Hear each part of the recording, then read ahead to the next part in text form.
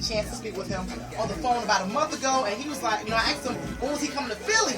And he made it, y'all. I got my man T.I. up in the building. What's up? Yeah, what's happening? Nothing much. Now, of course, you're here because you got the album that dropped in stores yesterday.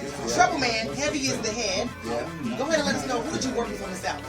Man, everyone from Akon, Andre 3000, man, Lil Wayne, ASAP Rocky, Meek Mill, Pete, Pink, R. Kelly, CeeLo Green.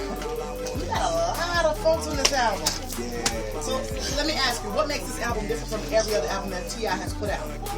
Well, all of my albums, man, are a snapshot of where I am in my life and what I'm doing and my reflection of what I've gone through. You know what I mean? And I feel like right now, man, this is probably one of the best places I've been in.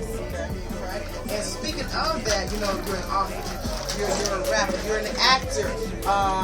You got the cool clothing line. What else is next for you?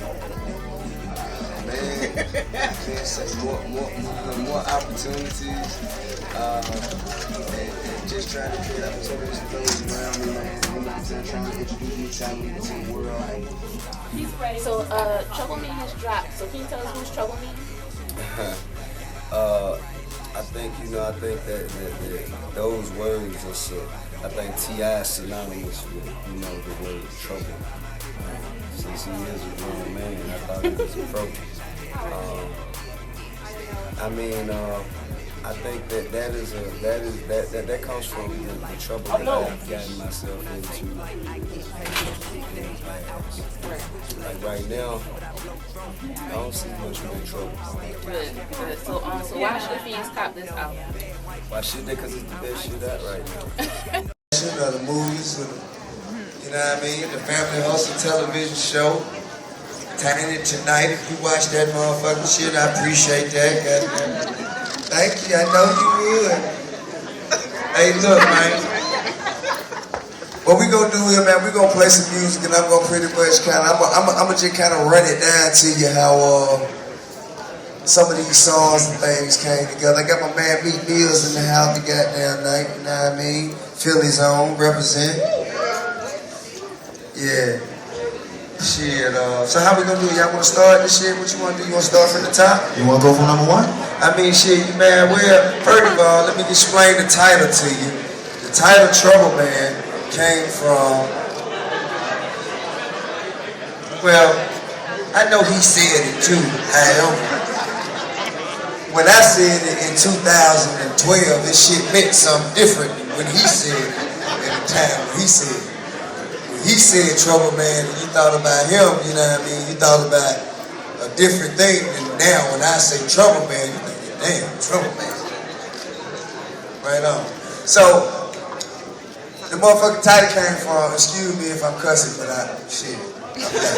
Hey, so the title came from, of course, my life, the past few years or whatever, you know what I'm saying? They have had some adversity, some peaks and valleys, some starts and stops.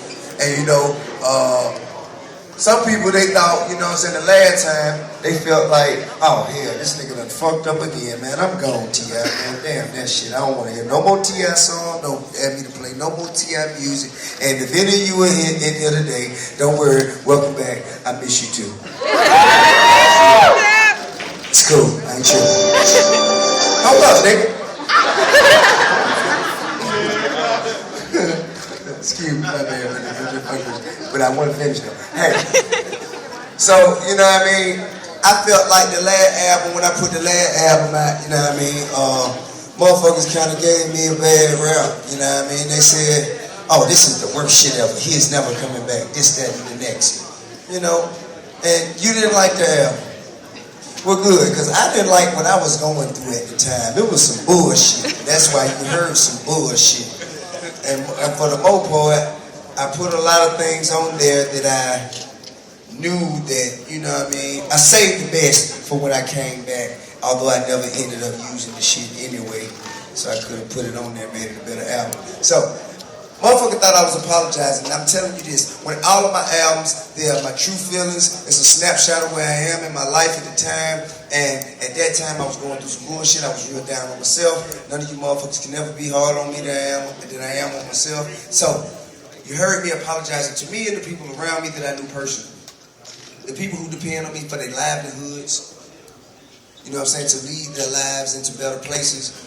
To myself and to those people, and no mercy, I was apologizing to those people. To us. Now, the nerve of you motherfuckers to think I was apologizing to you. I don't know you motherfuckers, man. You slapped the shit out yourself, didn't you? So, in prison, I thought, you know what? If that's how they gonna do, it's kind of like, man, I felt like if you thought this imaginary apology that you thought I had, imagine if I was extending my hand. Like when you walk in the club. Brothers, you got, you know what I'm saying, you walking in the club, mind your own business. You pass by somebody, man, you stepped on my goddamn sneaker. Oh, you say, oh, excuse me, man, I'm sorry, man, I'm sorry. No, home, you done stepped on my, man, you know what, fuck you ain't no sneaker then, home. That's how I felt about how people in the public had did me about the imaginary apology that they thought that I was giving them. I'm like, okay, cool, so you want me to apologize? Well, get what, I ain't apologizing for shit. If trouble is something about my life that is absolutely certain, and get what, I'm going to be the best motherfucking trouble man you've ever seen. But we're going to have some jamming and music in the process. And here we are.